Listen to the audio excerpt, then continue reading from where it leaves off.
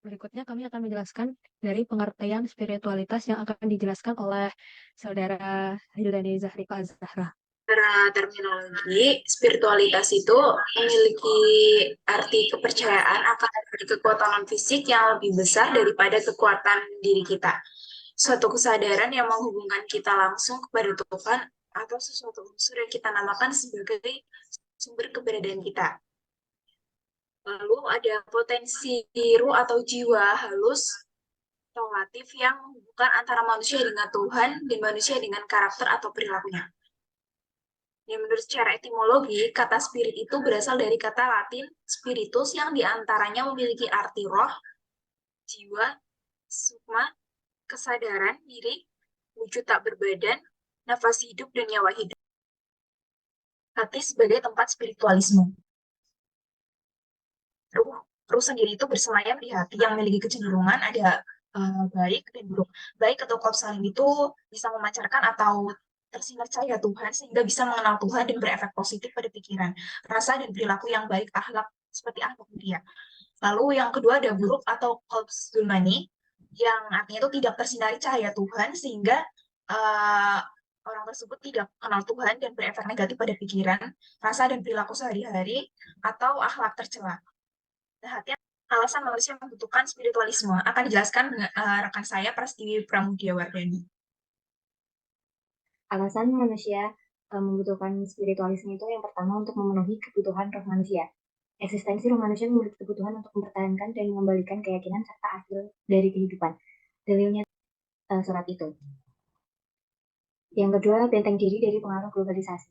Spiritualisme menjadi filter dari efek globalisasi yang terjadi di masa ini. Spiritualisme itu bisa menjadi benteng dari sifat hedonisme dan individualisme. Tasawuf sendiri memiliki arti ilmu yang menyajikan jiwa dari kehidupan duniawi. Itu bisa diartikan, itu biasa banyak disalahartikan oleh orang-orang sebagai suatu perbuatan yang dilakukan manusia dengan menghindari dunia, yang beneran dalam artian menghindari dunia yang sesungguhnya, alias udah enggak berusaha apapun dalam kehidupan duniawi, hanya bekerja dalam beribadah untuk menggapai dunia akhirat. Nah, sedangkan sebenarnya tasawuf itu nggak kayak gitu. Tasawuf itu bermula dari cabang keilmuan yang dikembangkan dari hasil kebudayaan Islam yang lahir setelah wafatnya Rasulullah. Hal itu tuh dikarenakan agar Muslim berikutnya, zaman-zaman berikutnya setelah sepeninggalnya Rasulullah itu tahu apa sih yang dulu dilakuin Rasulullah dan sahabat-sahabatnya pada zaman beliau. Nah, tasawuf sendiri berdasarkan konsep ihsan itu kayak dikembangkan, kayak perkembangan lebih lanjutnya dari konsep ihsan. Ya, kalau ihsan itu kan dalam Al-Quran udah ada dalil-dalilnya gitu kan. Nah, kalau tasawuf itu adalah kayak penerapannya konsep ihsan itu, yaitu seluruh tingkah laku muslim baik secara lahir maupun batin dalam ibadah maupun muamalah. Nah, tasawuf sendiri berarti kita tuh mengisi hati kita hanya dengan mengingat Allah.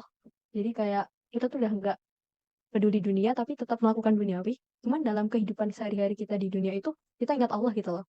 Nah, tasawuf sendiri kayak suatu jalan yang harus ditempuh untuk setiap muslim agar bisa menggapai kehidupan dunia dan akhirat yang baik. Prinsip tasawuf sendiri adalah menyelamatkan diri dari akidah syirik dan batil, melepaskan diri dari penyakit hati. Hal ini bisa dilihat dari kalau kita melakukan tasawuf tuh hati kita penuh sama mengingat Allah. Udah nggak kayak iri dengki sama manusia.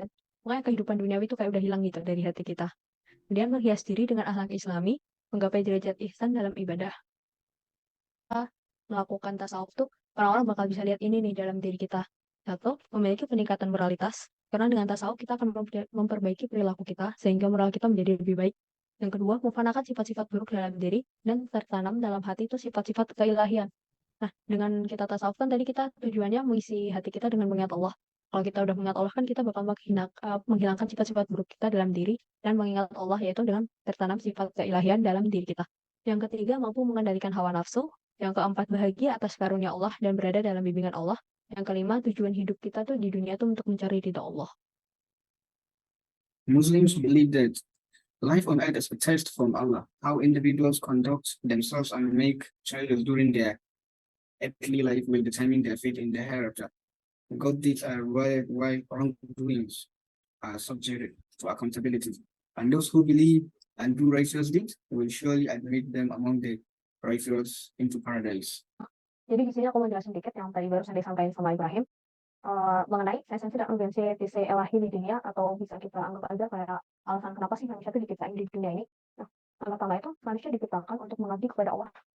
Nah, itu terdapat dalam surat Az-Zariyat ayat 56 yang memiliki arti, dan aku tidak menciptakan jin dan manusia melainkan supaya mereka mengabdi kepadaku. Nah, Why God created human? So, as we all know, God has created human just to worship Him and to pray, fast, and also give charity to the needs, and also to do good deeds. Okay, can you move to the next slide? yes.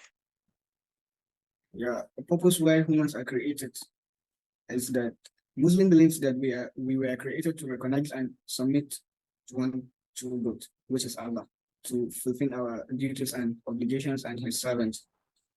From Surah Dariyat, chapter 15, verse 57, Allah said, "And I did not create the jinn to worship me, act of worship such as prayer, salat, fasting, charity, and pilgrimage, to be all Muslims' life and purpose." So we have a lot of things to do why God created us. And we will find it, Allah indeed, Allah of what you do is saying moral development. And moreover, Islam emphasizes the development of moral character, such as ethics. And Muslims are encouraged to just live their life. Dampak tidak memiliki spiritualitas dalam kehidupan. Salah satu contohnya adalah adanya LGBT di Indonesia, yaitu menyukai sesama jenis, wanita dengan wanita, dan pria dengan pria. Untuk lebih jelas contohnya,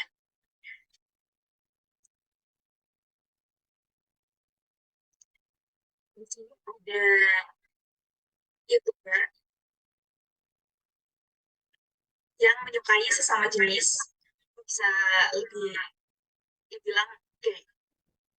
Ini merupakan salah satu bentuk dari kurangnya spiritualitas dalam diri manusia yang menyebabkan seseorang itu menjadi memiliki hasrat untuk menyukai sesama jenis. Dan khasnya ini menjadi sesuatu yang lumrah atau menjadi sesuatu yang wajar dan dapat banyak dukungan dari berbagai kalangan di Indonesia. Nah, contoh yang kedua itu ada menuhankan idol K-pop.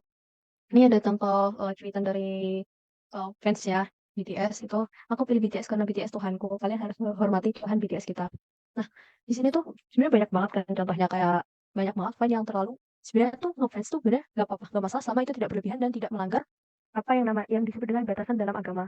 Nah, kalau ini contohnya kan udah sampai menuhankan BTS, menuhankan manusia, yaitu menciptakan saingan sendiri bagi Tuhan, yaitu Allah. Itu tuh bisa disebabkan karena kurangnya spiritualisme dalam agama. Seperti yang udah diulang tadi kan di psikologi, dengan psikologi itu kita bisa dapat argumen kalau setiap manusia tuh butuh Tuhan dan bakal akan mencari Tuhannya. Nah, karena dia tidak mengaktifkan spiritualismenya, dia jadi nggak tahu apa sih Tuhan itu, gimana sih cara kita mengabdi kepada Tuhan. Nah, dan malah salah jalan dengan cara dia menjadikan idolanya sebagai Tuhan. Padahal idol kan juga sama-sama manusia, sama-sama diciptakan oleh Tuhan. Jadi di Indonesia tuh banyak banget kita lihat hal-hal yang kayak gini ya. Salah satunya tuh sesajen.